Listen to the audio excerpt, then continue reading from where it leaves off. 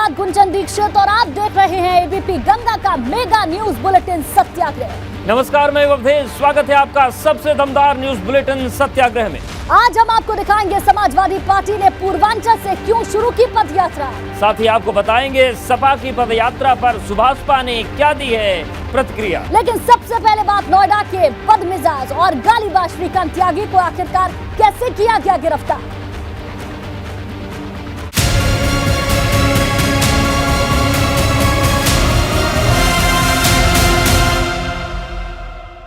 राजधानी लखनऊ, जहां घर घर तिरंगा अभियान और तिरंगा यात्रा के मौके पर विधान भवन को राष्ट्र ध्वज के रंगों में सजाया गया है।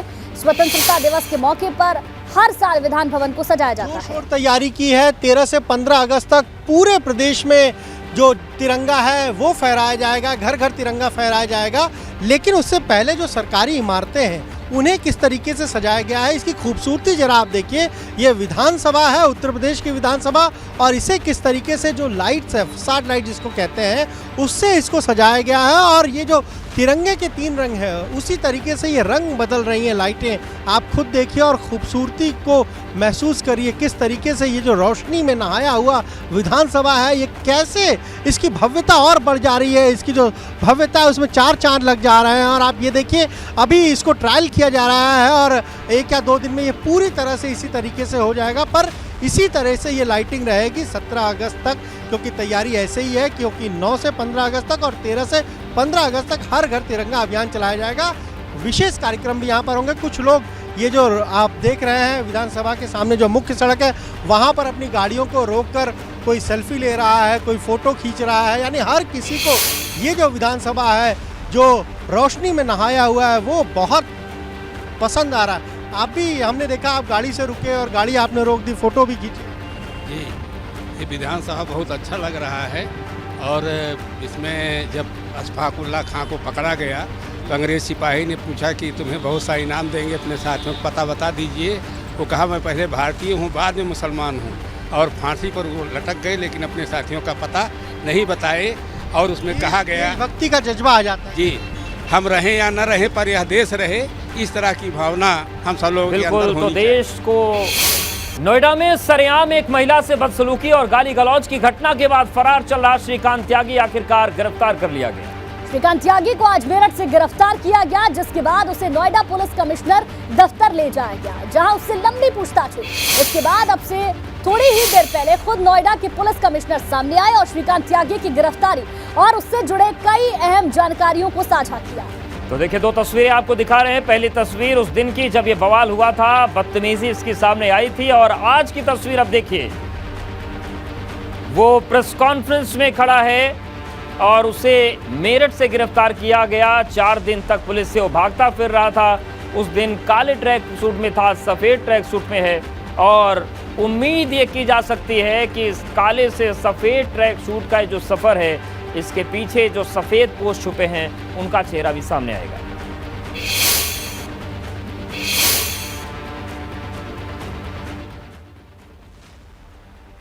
तो देखिए तस्वीर आपको हम दिखा रहे हैं प्रेस कॉन्फ्रेंस की। श्रीकांत त्यागी को लाया गया प्रेस कॉन्फ्रेंस में और पूरा घटनाक्रम बताया गया कि गिरफ्तारी हुई कैसे। तेरे पति को भी जानता हूं। 4 दिन पहले नोएडा की फौज सोसाइटी में एक महिला को सरेआम गाली देने और बदसलूकी करने वाला श्रीकांत त्यागी आखिरकार गिरफ्तार हो गया। शुक्रवार से लगातार श्रीकांत त्यागी के मोबाइल फोन लोकेशन को ट्रेस करते हुए उसकी तलाश में यूपी से उत्तराखंड तक भागी भागी फिर रही नोएडा पुलिस ने आखिरकार मंगलवार की सुबह श्रीकांत त्यागी को मेरठ से गिरफ्तार किया। श्रीकांत त्यागी को गिरफ्तार करने के साथ ही पुलिस ने उसके साथ मौजूद बाकी जिन लोगों को गिरफ्तार किया उनके नाम राहुल, सुनील, मुकुल त्यागी, रविंद्र तोमर, राजन और इदरीस हैं। और उनसे पूछताछ हो रही है कि नोएडा से फरारी के बाद आखिर किसकी मदद से श्रीकांत त्यागी करीब 90 घंटों तक यूपी पुलिस को छकाता रहा। ये एक बहुत ही चैलेंजिंग असाइनमेंट था, लेकिन एक बहुत ही प्रोफेशनली कॉम्पिटेंट टीम जो मेरी है, इस टीम ने इन सब चैलेंजेस को देखते हुए, स्वीकार करते हुए मेन एक्यूज तक पहुंचे और उसको अरेस्ट किया। श्रीकांत त्यागी 5 अगस्त को नोएडा के ग्रैंड ओमेक्स सोसाइटी में एक महिला से बदसलूकी की घटना के बाद से फरार हो गया था। इसके बाद से लगातार त्यागी की गिरफ्तारी को लेकर दबाव बढ़ रहा था। इसी बीच श्रीकांत त्यागी आज कोर्ट में सरेंडर की तैयारी में था, लेकिन सहारनपुर से लेकर देहरादून, हरिद्वार और ऋषिकेश तक पीछा करते हुए पुलिस ने मोबाइल लोकेशन के जरिए श्रीकांत त्यागी को मेरठ से गिरफ्तार कर लिया। Bureau report, ABP Ganga. Shrikant Tyagi को गिरफ्तार करने के लिए नोएडा पुलिस कमिश्नरेट पर लगातार दबाव बढ़ता जा रहा था, क्योंकि ग्रैंड ओमेक्स सोसाइटी के निवासी श्रीकांत त्यागी को गिरफ्तार करने के लिए लगातार आवाज उठा रहे थे और इसीलिए त्यागी को जल्द से जल्द गिरफ्तार पुलिस लगातार करने की कोशिश कर रही थी, उसका पीछा कर रही थी। उत्तराखंड तक गई, लेकिन वो गिरफ्तार मेरठ में हुआ और श्रीकांत त्यागी की धरपकड़ के बाद खुद गौतम बुद्ध नगर के पुलिस कमिश्नर आलोक सिंह ने प्रेस कॉन्फ्रेंस की।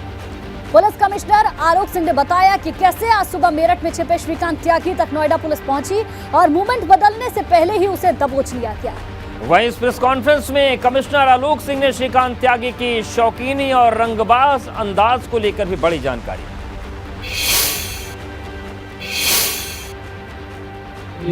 तक हम लोग काफी आगे पीछे उस मेन एक्यूज के रहे। मेन एक्यूज बहुत चालाकी से अपने आप को छुपा रहा था। समय समय पर टेक्निकल सर्विलांस से अपने आप को बचाने के लिए रेडियो साइलेंस और इलेक्ट्रॉनिक साइलेंस भी उसने अख्तियार किया, लेकिन हमारी टीम्स पूरे जोशो खरोश के साथ उसके साथ पीछे लगी रही। उसको भागने में मदद करने वाले, उसको शरण देने वाले, उनको लगातार ट्रैक किया गया और आज इसको मेरठ के पास से हमारी टीम्स ने अपने सहयोगियों के साथ गिरफ्तार कर लिया। इसके पास जो व्हीकल्स मिले हैं वो सभी में एक स्पेसिफिक नंबर है जो 001 करके है, यूपी 32 लखनऊ की सीरीज़ है और प्रत्येक नंबर प्लेट के लिए इसने बिडिंग की और पूछताछ में ये बताया कि कोई भी नंबर प्लेट इसको 1,10,000 से कम की नहीं मिली। तो गिरफ्तारी हो गई है, लेकिन तमाम जो खुलासे अभी होने बाकी है और देखने वाली बात ये भी होगी कि कार्रवाई किस तरीके से आगे बढ़ेगी। हमारे साथ दो सहयोगी हमारे साथ जुड़ रहे हैं। हमारे साथ नोएडा से शक्ति जुड़ गए हैं, लखनऊ से हमारे साथ अनुभव हैं, लेकिन शक्ति सबसे पहले आपके पास आ रहे हैं। राहत की सांस गौतम बुद्ध नगर पुलिस ने ले ली क्योंकि किरकिरी बहुत ज़्यादा हो रही थी। अभी क्या कार्रवाई हो रही है? श्रीकांत त्यागी कहाँ है और किस तरीके से पूरी प्रक्रिया आगे बढ़ेगी? देखिए, अगर पुलिस कमिश्नर की माने तो पुलिस कमिश्नर ने ये कहा कि अब से कुछ देर बाद इसे कोर्ट में पेश कर दिया जाएगा, यानी कि अब कोर्ट की तरफ रुख श्रीकांत त्यागी का है और कोर्ट में पेश करने के बाद श्रीकांत त्यागी को जेल भेज दिया जाएगा और पुलिस इसमें रिमांड की बात भी करेगी, यानी कि कहीं ना कहीं पुलिस जो आगे की प्रक्रिया होती है उसकी भी बात करेगी कि पुलिस ने पेश किया, पेश करने के बाद रिमांड मांगा। अब देखना यह है कि जो जज हैं वो जज क्या करते हैं, न्यायिक हिरासत भेजते हैं या पुलिस को रिमांड देते हैं। हालांकि जब नोएडा के पुलिस कमिश्नर आलोक सिंह ने प्रेस कॉन्फ्रेंस की तो उस समय थोड़ा बहुत खुश नज़र जरूर आए, क्योंकि कई दिन से नोएडा पुलिस की किरकिरी हो रही थी, 12 टीमें लगी हुई थी, लेकिन श्रीकांत त्यागी के जो पांव थे वे काफ़ी आगे थे पुलिस से। यानी कहते हैं कानून के हाथ लंबे या मुजरिम के पांव ज़्यादा। तो देखने अभी तक श्रीकांत त्यागी के पांव चल रहे थे और अब जो नोएडा पुलिस है अब उसके हाथ लंबे हो गए, यानी कि श्रीकांत त्यागी नोएडा पुलिस के हाथ में आ गए और राहत की सांस ले लिए। जिस तरीके से ये मामला काफ़ी उछल गया था और काफ़ी ऊपर से इसकी मॉनिटरिंग की जा रही थी, तो नोएडा पुलिस आज राहत की सांस लेती हुई नजर आई। जिस तरीके से हम पहले भी आपको बता रहे थे कि जब उनसे सवाल पूछा गया कि जो स्टिकर थे वो किसके थे, जो गाड़ियाँ थी वो किसकी थी, हालांकि गाड़ियों के बारे में कहा कि गाड़ियाँ श्रीकांत त्यागी के नाम से ही थी।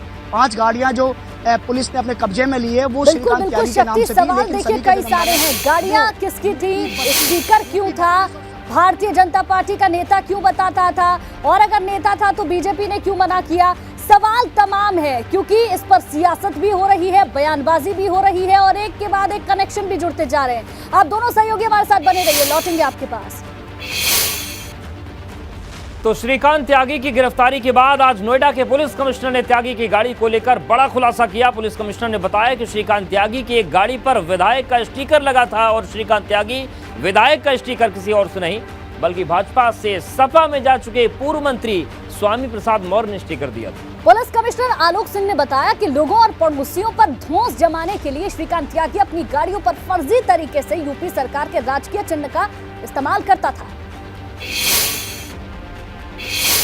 इसके द्वारा एक व्हीकल पर, जैसा आपने सुबह से देखा भी है, एक विधायक का स्टिकर भी लगाया हुआ है। स्टिकर इसकी गाड़ी पे लगा हुआ है जो माननीय विधायकगण को मिलता है। उसके बारे में इसने पूछताछ में बताया कि इसके जो पुराने पॉलिटिकल सहयोगी थे श्री स्वामी प्रसाद मौर्य जी, उनके द्वारा वो स्टिकर इसको उपलब्ध कराया गया। इसके ड्राइवर द्वारा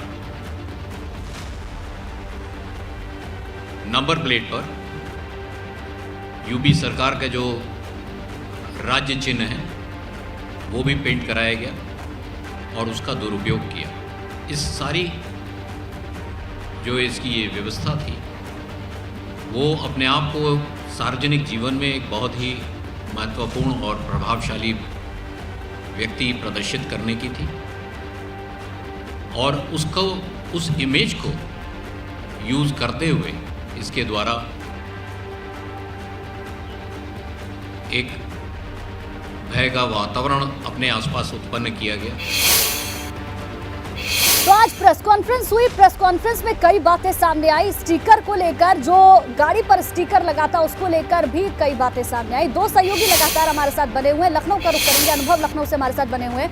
अनुभव, अगर सारी कड़ियों को जोड़ा जाए, स्वतंत्र देव सिंह का ये कहना था कि स्वामी प्रसाद मौर्य के साथ आया था, स्वामी प्रसाद मौर्य के साथ ही चला गया। स्वामी प्रसाद मौर्य का कहना इसमें यह था कि 5 साल पहले मैं मिला था और आज पुलिस कमिश्नर इस बात को कह रहे थे कि जब पूछताछ हुई तो पूछताछ में कह रहा था श्रीकांत त्यागी कि जो स्टिकर है उन्हें स्वामी प्रसाद मौर्य की ओर से ही दिया गया था।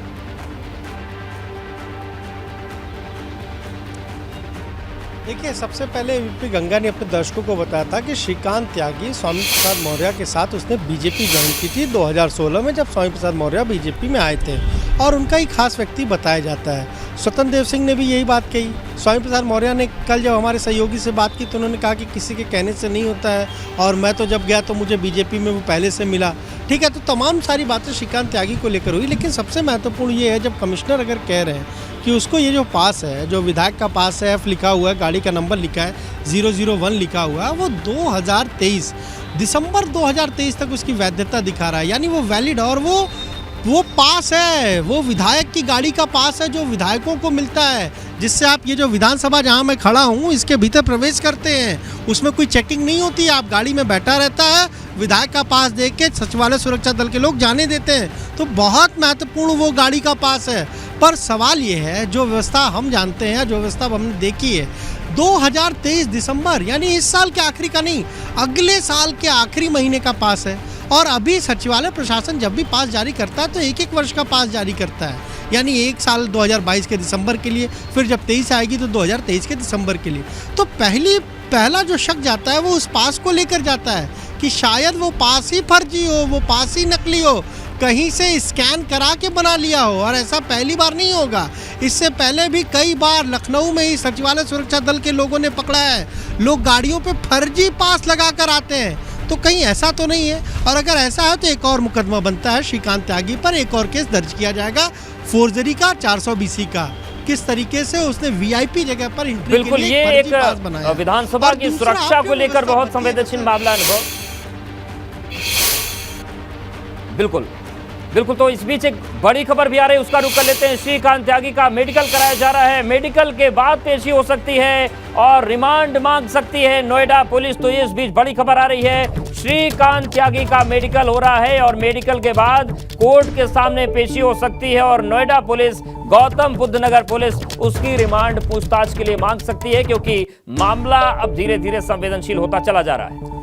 बिल्कुल, तो ये बड़ी जानकारी आपको दे दें, श्रीकांत त्यागी का मेडिकल कराया जा रहा है। मेडिकल के बाद पेशी हो सकती है। हालांकि पहले कहा जा रहा था कि पहले पेशी होगी, लेकिन अभी तक पेशी नहीं हुई है। अपडेट ये निकल कर आ रहा है कि फिलहाल श्रीकांत त्यागी का मेडिकल कराया जा रहा है और मेडिकल के बाद पेशी हो सकती है। कोर्ट में पेशी होने के बाद गौतम बुद्ध नगर पुलिस रिमांड मांग सकती है। बिल्कुल, और शक्ति हमारे साथ लगातार बनी हुई। शक्ति, क्या जानकारी मिल रही है मेडिकल को लेकर? कहाँ मेडिकल हो रहा है और रिमांड को लेकर क्या जानकारी? देखिए, जो सरकारी अस्पताल है उसमें इस समय मेडिकल हो रहा है और उसके बाद किसी भी अपराधी का, यानी कि कोई भी अगर किसी को जेल कोर्ट में पेश किया जाता है तो उसका सबसे पहले मेडिकल ही परीक्षण किया जाता है। तो मेडिकल के बाद ही कोर्ट ले जाया जाता है और उसके बाद ही अदालत के सामने पेश किया जाता है। तो श्रीकांत त्यागी का अभी जिस तरीके से मेडिकल परीक्षण हो रहा है और उसके बाद उसे कोर्ट के सामने पेश किया जाएगा और उसके बाद कोर्ट फैसला करेगी कि श्रीकांत त्यागी को बेल या जेल या फिर रिमांड, यानी कि अब आगे की जो प्रक्रिया है वो कोर्ट के ऊपर है कि बिल्कुल, आगे की प्रक्रिया कोर्ट के ऊपर है, लेकिन जो उसके पहले की कार्रवाई है वो चल रही है। लगातार नजरें बनी हुई इस बड़ी खबर। शुक्रिया आपका शक्ति, और अनुभव आपका भी शुक्रिया जानकारी और अपडेट्स को देने के लिए। वहीं आज श्रीकांत त्यागी के खिलाफ हो रही कार्रवाई को लेकर प्रशासन ने त्यागी समाज प्रशासन से नाराज हो गया। आज मेरठ और मुजफ्फरनगर में त्यागी समाज ने बैठक करके श्रीकांत त्यागी के परिवार को प्रताड़ित करने का आरोप लगाया।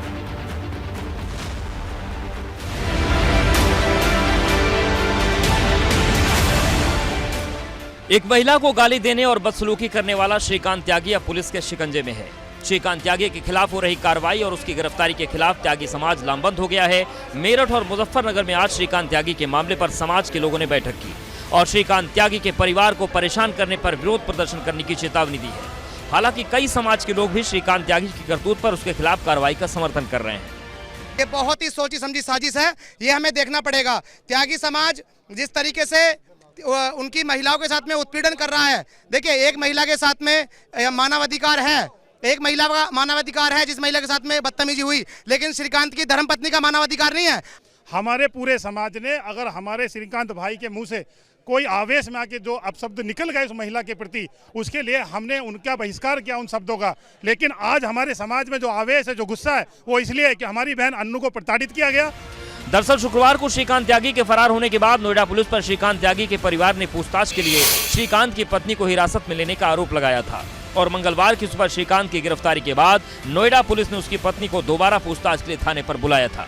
श्रीकांत के परिवार के खिलाफ इन्हीं कार्रवाइयों से अब त्यागी समाज शासन और प्रशासन से बेहद नाराज है। आज ये जो नोएडा में श्रीकांत त्यागी वाला प्रकरण है, महिला सशक्तिकरण की जो दुहाई देकर श्रीकांत त्यागी के खिलाफ इतने चार्ज लगाए गए हैं, चलो हम मानते हैं कि गलती है श्रीकांत की, उसका कोई त्यागी समाज समर्थन नहीं करता। महिला को, किसी भी महिला को गाली देना बहुत गलत है, हर समाज के लिए, हर आदमी के लिए।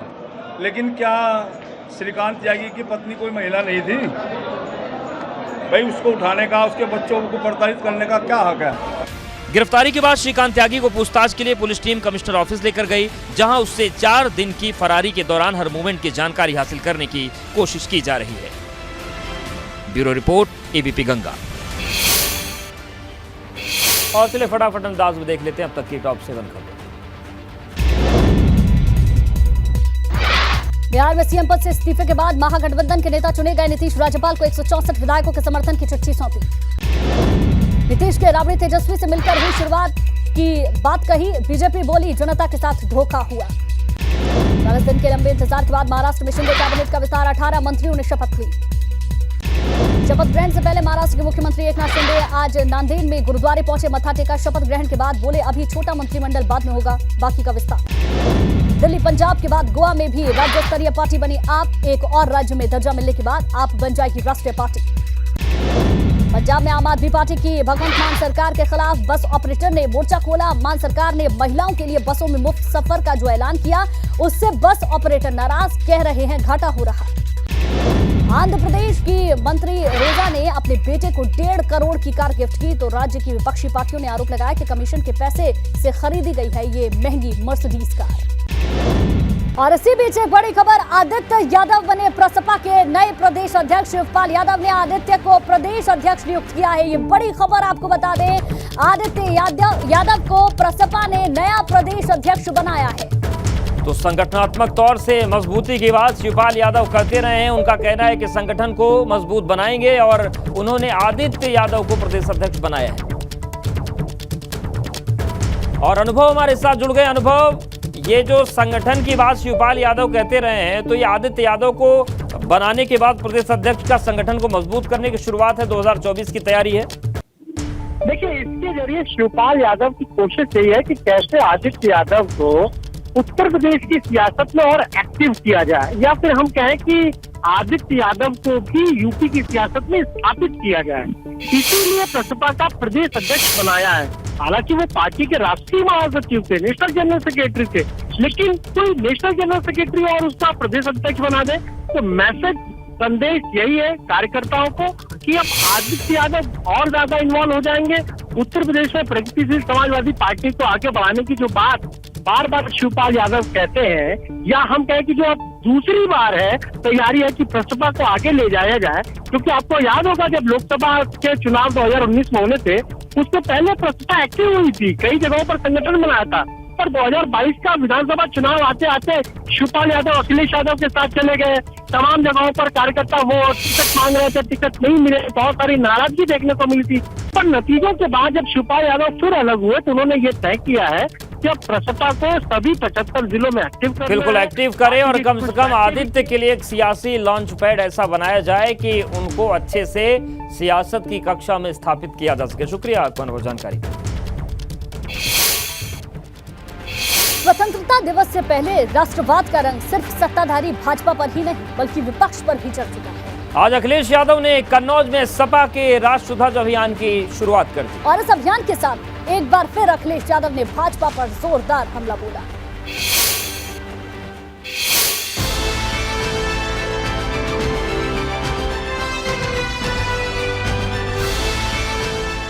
आजादी के समारोह से पहले एक तरफ भाजपा ने घर घर तिरंगा अभियान छेड़ रखा है, तो आज से समाजवादी पार्टी ने भी अपनी तिरंगा यात्रा का श्री गणेश कर दिया, जिसके लिए सपा के राष्ट्रीय अध्यक्ष अखिलेश यादव खुद कन्नौज के झौवा गांव पहुंचे और कन्नौज से पूरे उत्तर प्रदेश की जनता से 9 से 15 अगस्त तक हर घर पर राष्ट्र ध्वज फहराने की अपील की।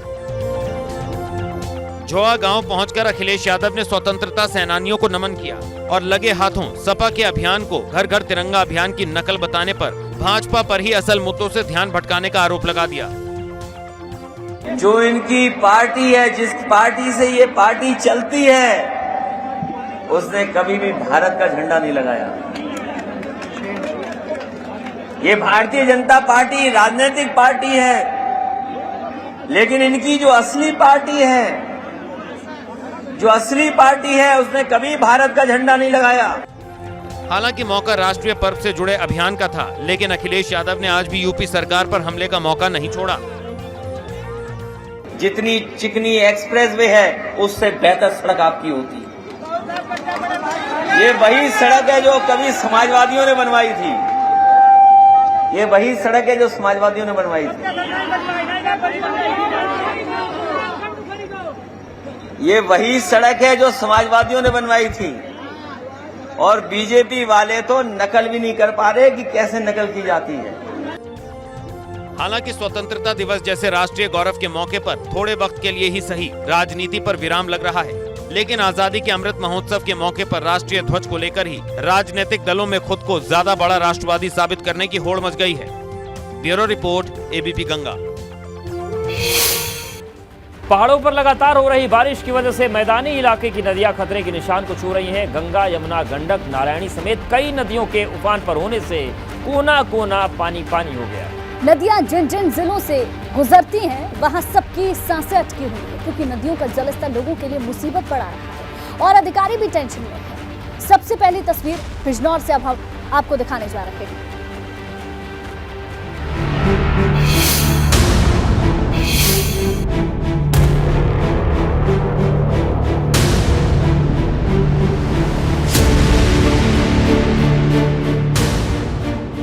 मैदान से लेकर पहाड़ तक कहीं मूसलाधार बारिश तो कहीं भारी बारिश। जगह जगह नदियां उफान पर हैं। कई जगह सैलाब अभी से सितम ढा रहा है। वहीं कई जगहों पर बाढ़ का खतरा बरकरार है। बिजनौर में गंगा नदी का कहर है जो पूरे उफान पर है।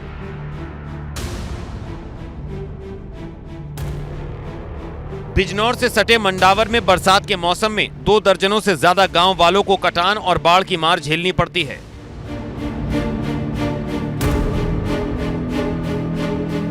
फिलहाल गांव में बाढ़ की स्थिति तो पैदा नहीं हुई है, लेकिन किसानों की फसलों को चपेट में लेना शुरू कर दिया है। आपकी स्क्रीन पर जो तस्वीरें नजर आ रही हैं, वहां गन्ने के लहलहाते खेत हुआ करते थे। प्रशासन ने गंगा किनारे कटान को रोकने के लिए अस्थायी स्टड्स भी लगाए, लेकिन ना खेत बचा और ना गन्ना। पानी के तेज बहाव में सैकड़ों बीघा खेत डूब गया। पहाड़ों पर लगातार हो रही बारिश के बाद लगातार गंगा का जल स्तर तेजी से बढ़ रहा है। साथ ही भीमगोड़ा बांध हरिद्वार से 1 लाख क्यूसेक के आसपास पानी छोड़ा गया है, जिसकी वजह से गंगा किनारे बसे 2 दर्जन से ज्यादा गांव आज बाढ़ की चपेट में हैं। पहाड़ों पर बारिश के कारण इसका जल स्तर तेजी से बढ़ रहा है, जिससे नदी किनारे बसे कई गाँव पर बाढ़ का खतरा मंडरा रहा है। सबसे ज्यादा चिंता कटान की समस्या है, जिससे फसलें तो बर्बाद हो ही रही हैं। गाँव वालों का आरोप है कि उन्हें इसका मुआवजा भी नहीं दिया जा रहा है। हर साल ये रोना रोते हैं, परंतु प्रशासन कोई नहीं सुनता हमारी। उसके बाद में फिर यहाँ से देखा कि कितना पानी चल रहा है, इसमें डंगरी भूखे मर रहे हैं, न्यार वार नहीं ला सकते कहीं से भी। मैदान हो या पहाड़, मानसून की बारिश की वजह से कई जगहों पर या तो बाढ़ आ गई है या फिर बाढ़ का खतरा पैदा हो गया है। इससे निपटने के लिए प्रशासन अपनी तैयारियों का दम तो भर रहा है, लेकिन प्रशासन की तैयारी कितनी मुकम्मल है, इसका अंदाजा आप इन तस्वीरों से लगा सकते हैं। Bureau report, ABP Ganga. Ganga ने केवल बिजनौर में ही तबाही नहीं मचाई, गंगा अपना रौद्र रूप उत्तर प्रदेश के दूसरे जिलों में भी दिखा रही है। कासगंज में गंगा किनारे रहे लोगों को गंगा की धारा से बचाने के लिए सुरक्षित जगहों पर पहुंचाया जा रहा है।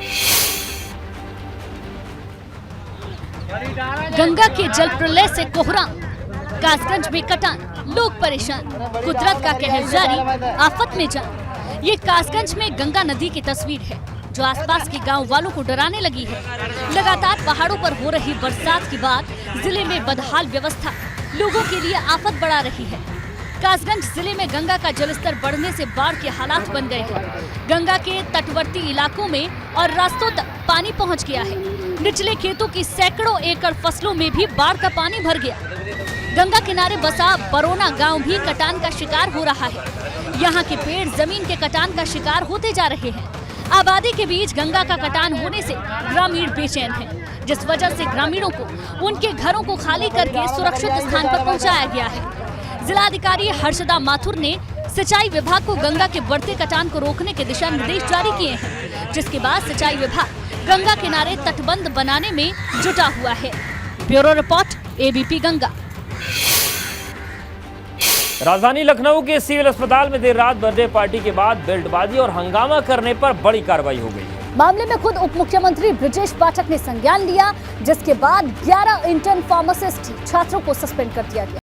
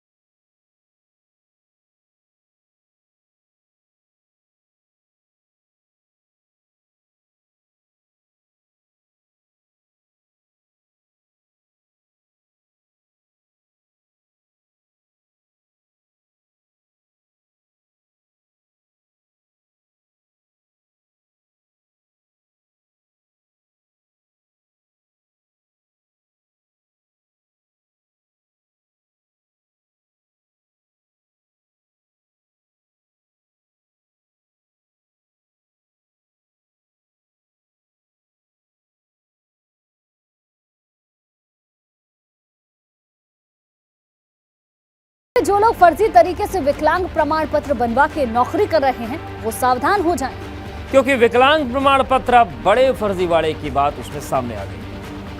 दिव्यांग प्रमाण पत्र जारी करने को लेकर बड़ा फर्जीवाड़ा सामने आया है। सिविल सर्जन कार्यालय ने ऐसे लोगों के दिव्यांगता प्रमाण पत्र जारी कर दिए जिनकी न तो डॉक्टरी हुई और न ही पोर्टल पर असेसमेंट शीट अपलोड की गई। इस सारी अनियमितता का खुलासा तब हुआ जब इन प्रमाण पत्रों को यूनिक डिसेबिलिटी आइडेंटिटी कार्ड से जोड़ा गया, जिसके बाद 57,486 में से 1923 प्रमाण पत्र फर्जी पाए गए, जिन्हें तुरंत प्रभाव से निरस्त कर दिया गया।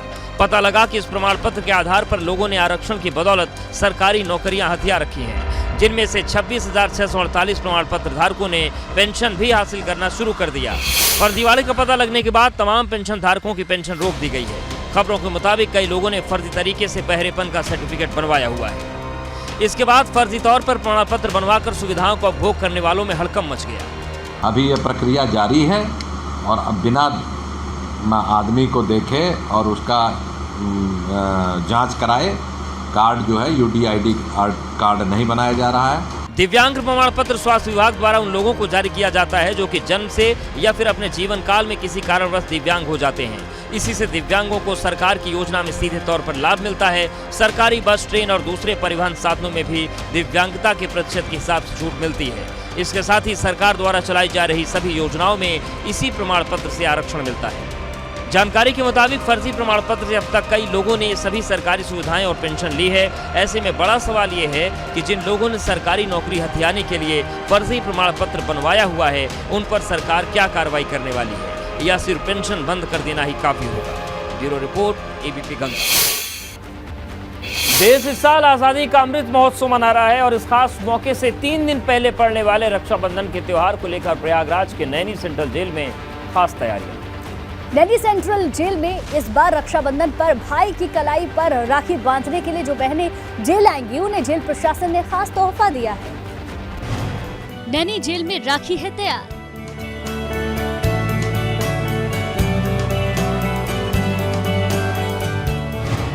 कैदियों को राखी का उपहार।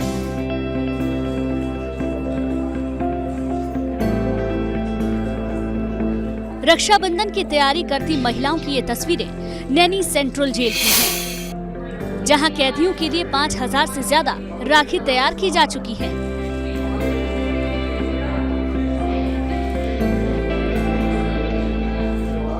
आजादी के अमृत महोत्सव पर जेल प्रशासन ने रक्षाबंधन के त्योहार को यादगार मनाने का फैसला किया है, जिसके लिए खास इंतजाम किए जा रहे हैं।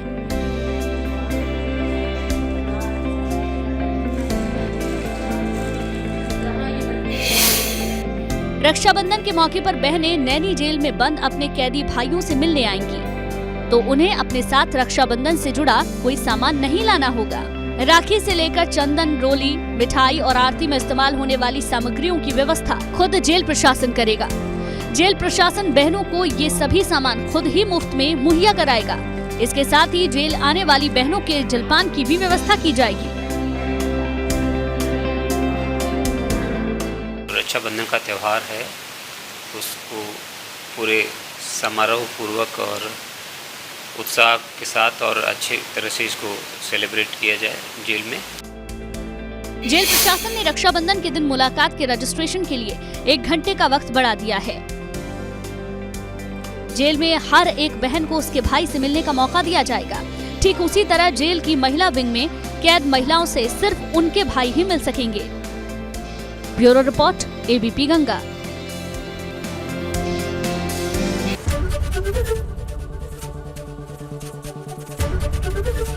ABP गंगा, खबर आपकी, जुबान आपकी।